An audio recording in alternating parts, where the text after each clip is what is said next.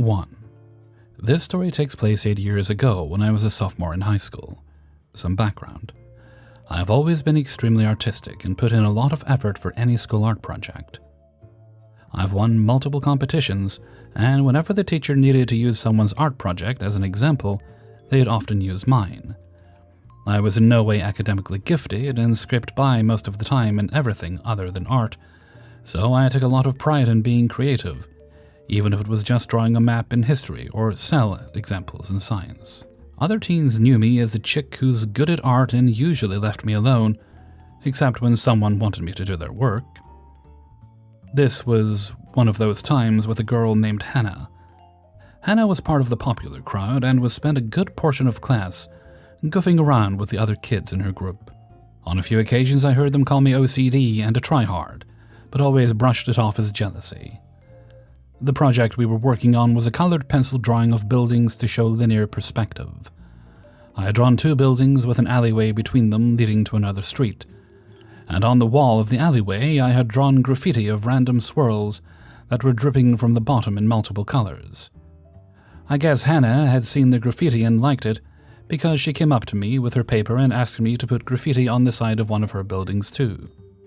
I said no multiple times, and she kept asking and saying that she wouldn't know how to draw it at an angle and that mine looked so good.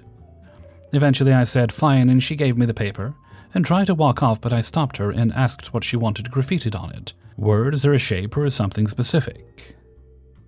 But she said she didn't care and left.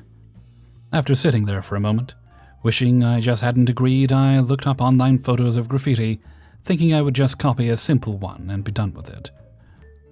One of the top images was a brick wall with D's nuts spray painted on it, and I, feeling a bit petty, decided to go with it. So on the side of her building in dark blue I drew D's nuts in large graffiti bubble letters, complete with a dripping bottom. Not gonna lie, it looked good, and my friends who were sitting around me thought it was hilarious when I showed them. I went to her seat to give it to her, but she was at another table hanging out with her friends, so I just left it upside down at her spot and went back to mine. I guess she went back to her seat and saw it, because the next thing I knew, our teacher came over to my seat with Hannah in tow. She asked if I had drawn the graffiti, and when I said I did, she asked why. I explained what happened, that Hannah asked for graffiti, and when I asked what she wants, she said she didn't care. So I went online, saw the D's Nuts photo, and went with that. She asked why I specifically wrote D's Nuts, and I got out my phone to show her the image I found online, and that is not a swear word, so I thought it'd be fine. And I specifically asked what she wanted to say, but she didn't care.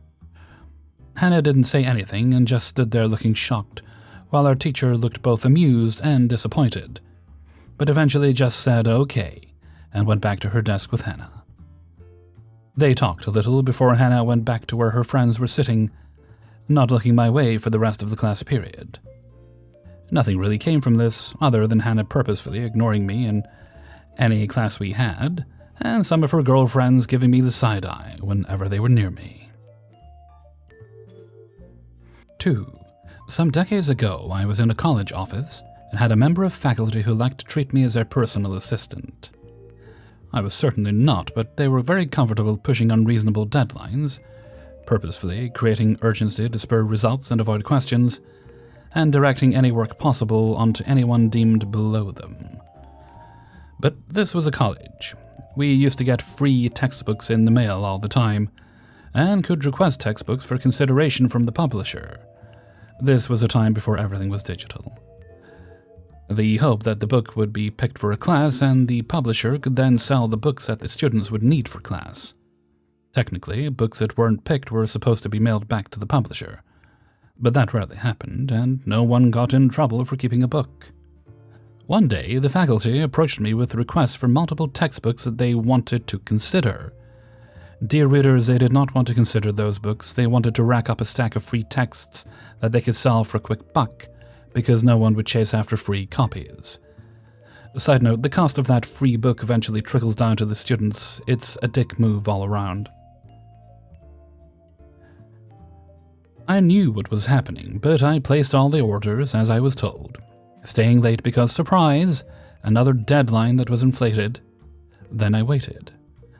Not long, mind you, just long enough for them to make some sales and eventually select the same book they had used the last time they taught the course. No need to revise the curriculum that way. Oh, and of course, they will need a new copy of the book they picked and already had. So I need to order that ASAP. No problem, I'll get a fresh copy of the book you have in your office and work on returning all the books you didn't pick. Please bring them back to my office tomorrow. The look of shock on their face was delightful. It confirmed that they had indeed sold at least some of the books. Better yet, it cornered them into somehow getting the books back. Unless they wanted to be on the hook with the publisher or exposed for unethical activity. Not really, mind you, but as I was the one communicating with the publishers, they didn't know that the same Lex rules were still in play. They tried to get out of it, asking if it was really necessary, asking about whether they could keep them for personal use, asking me to ask the publisher if they can keep them and consider for a different class. But alas, no, the publishers said that all the books needed to be returned right away. I'm reasonably certain they ended up buying at least one like-new copy to replace the brand new one received. I may not be faculty, but I can write a thesis on Petty. 3. When I was a uni student, I picked up a second job at a fish and chip franchise, run by a wealthy middle-aged woman and owned by her and her radio personality husband, which was definitely operating at a loss. This didn't seem to bother her, as it was clearly a hobby for her. Quickly, it became obvious that they had a seriously fast staff turnover issue. They had one manager who had been there a year and no other service staff. That had been more than a few weeks.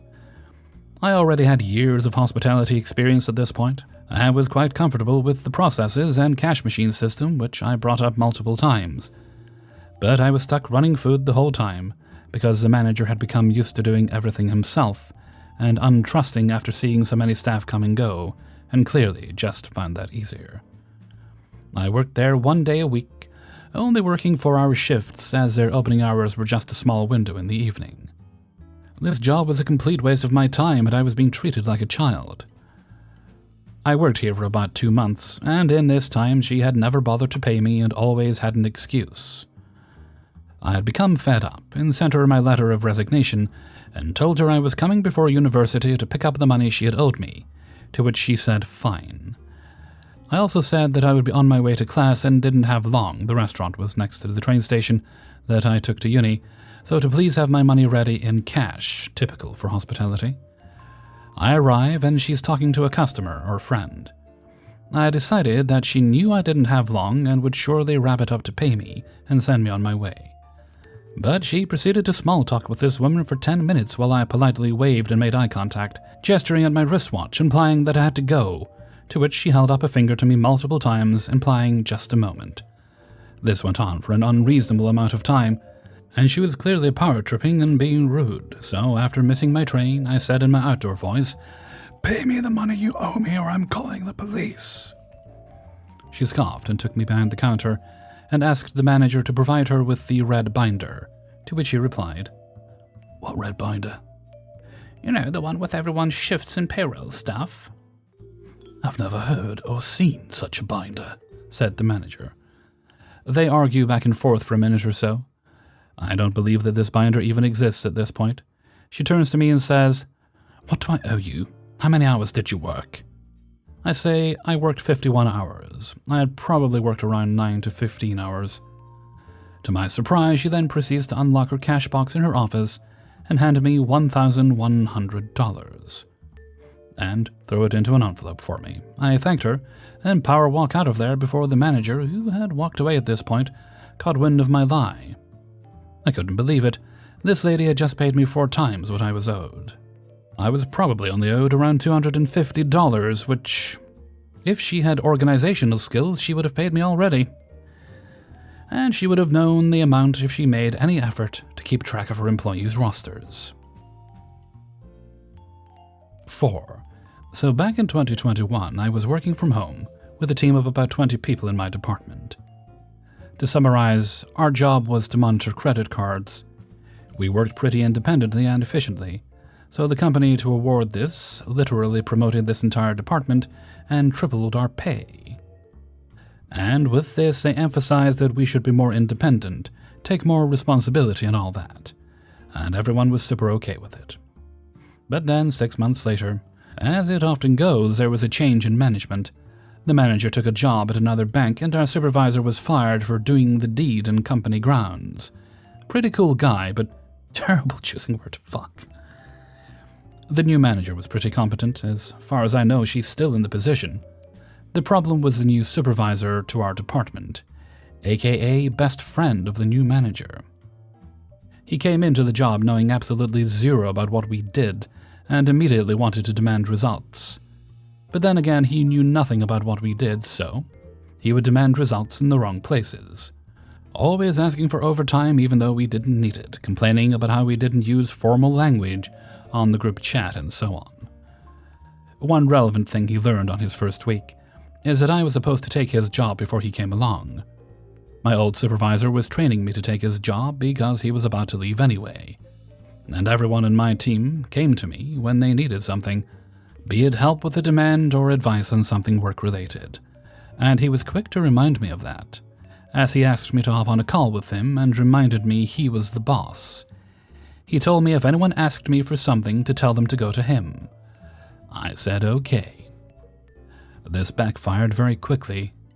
Since he didn't know anything about what we did, he didn't know how to help all the people coming to him. After a few days, they stopped asking him since he could never help and came back to me again. Then again, he told me to hop into a call with him, and his new strategy was whenever someone asked him something, he would then ask me so he could tell them. Again, I said okay. After a month of this, our production was at the lowest it had been in 3 years, but he was happy since everyone was going to him and getting albeit longer responses.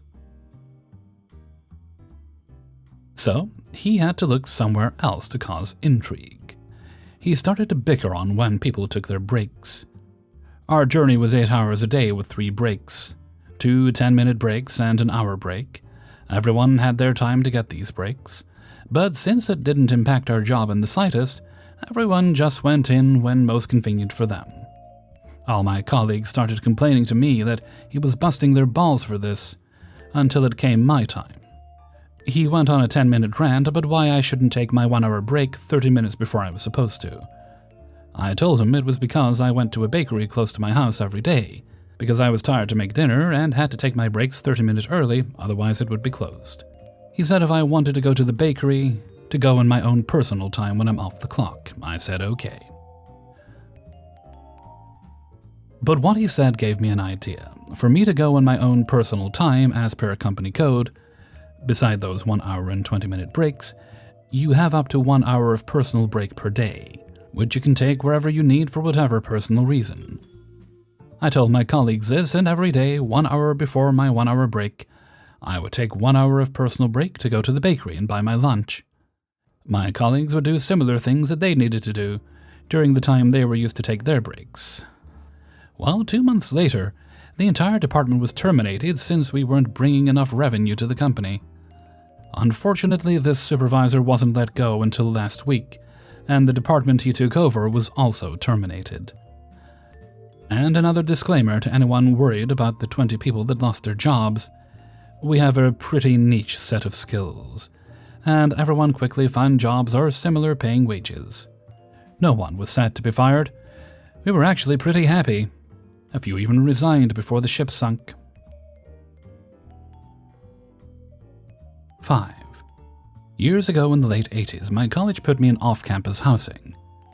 The apartments were ancient, and 2 people were assigned per bedroom. The girl who I originally planned housing with dropped out just as the semester was about to begin. So, for a few days I was on my own. Since I wasn't on campus and the apartment had a kitchen, I knew I'd be preparing my own food. I also knew I'd need to take care of my own transportation to and from campus, as the campus bus was not reliable. So I got a part-time job at a department store for expenses. Then the roommate shows up. I was at school to study, learn stuff. Millie, the roommate, had other plans. Her parents gave her a substantial allowance, not to mention a brand new car.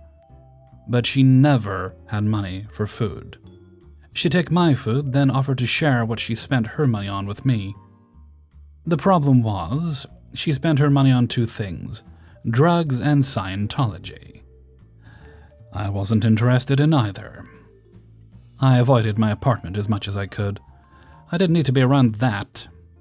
My nana was local, so I spent much of my time at her house, unless it was inconvenient due to class schedule and work.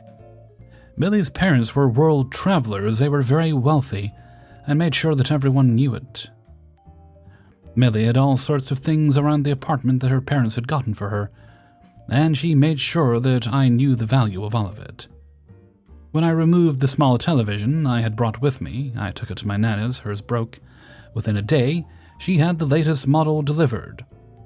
But she told me I wasn't allowed to watch it. Millie also decided to move her friend in, since I was never really there. As far as the school was concerned, I lived there. So now it's Christmas, time to leave for the end of the semester. I have no plans of returning, but I don't tell anyone. Since I was still registered to the apartment, I had to check out with housing. I got my RA, walked into the apartment, and it was beyond trashed. By his body language, I got the impression that he already knew how bad it was. Drug paraphernalia, empty bottles, a complete drug den. If a cop had seen that, I would have immediately been arrested. The RA tells me I better have the place cleaned before he gets back from class.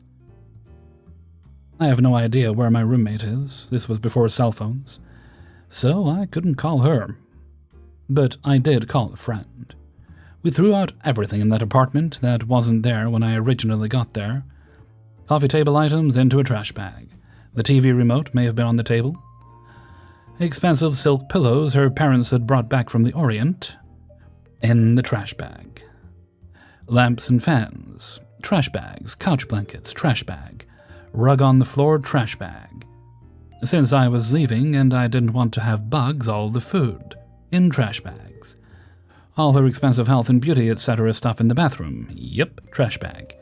Even her prescriptions. Everything that was not there when I got there, everything that the school did not provide for the apartments, I threw out in the dumpster. I knew the schedule for pickup, and I knew that the dumpster would be emptied the next morning.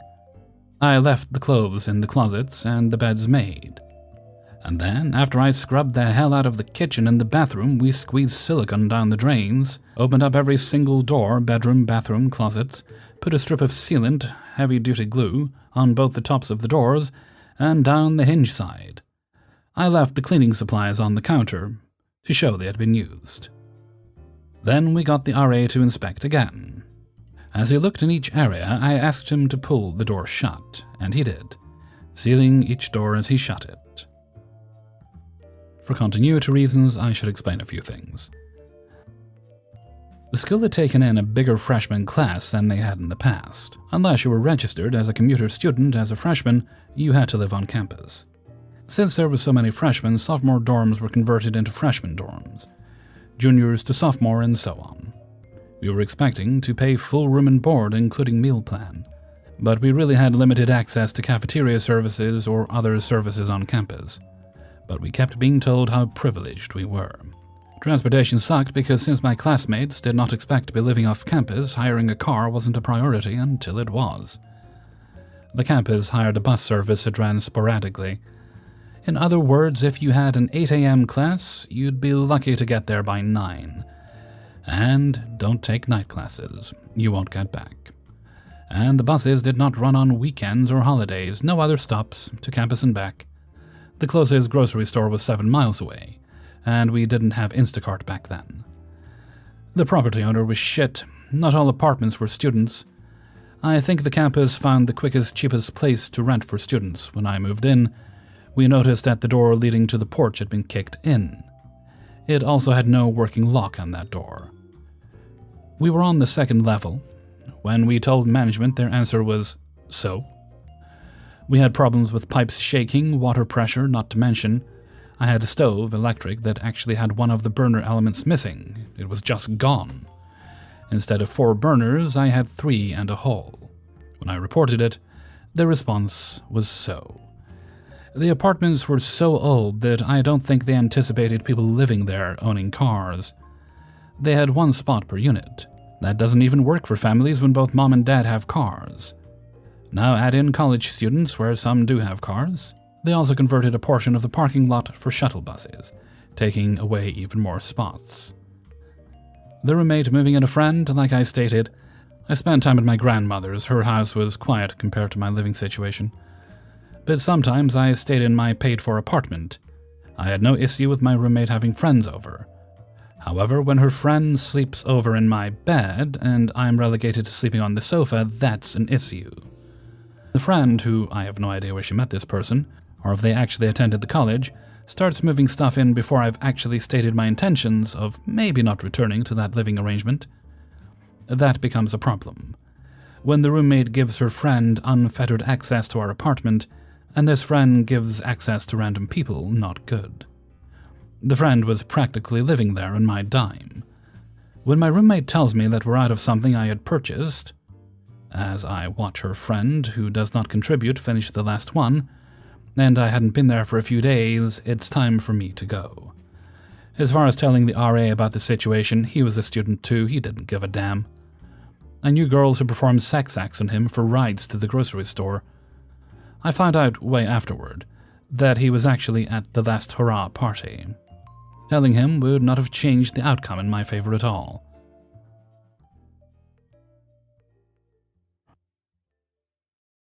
Hey everybody, Hellfreezer here, and thank you very much for listening to Revenge is Ice Cream, episode 260, and thank you very much to everybody who allowed me to use their stories in this video. Okay, let's see, I don't think there's any other shoutouts or business today, let me check. Nope, so right on to Hellfreezer's question of the day, and today's question is: what is a foodstuff, a dessert that is really easy to make, almost anybody could do it, but you don't do it much because even though it's easy, it's a bad idea because it's so unhealthy? Lately, I've been thinking about making Rice Krispie cakes with Mars bars, right? Which is basically just you melt your Mars bars with some butter. Then when they're melted, mix in Rice Krispies. Put that in a tray, pour melted chocolate over the top of it. Easy as can be, so delicious. I've been thinking about making that for a while, but every time I'm out and I'm thinking, should I buy the ingredients? Like, no. We're trying to be healthy. But let me know what some of your ideas are in a comment below, and I'll possibly make some of them, even though I shouldn't, because they're unhealthy. And with that, I'm going to head off for now. So until next time, thank you very much for listening, and take very good care of yourselves.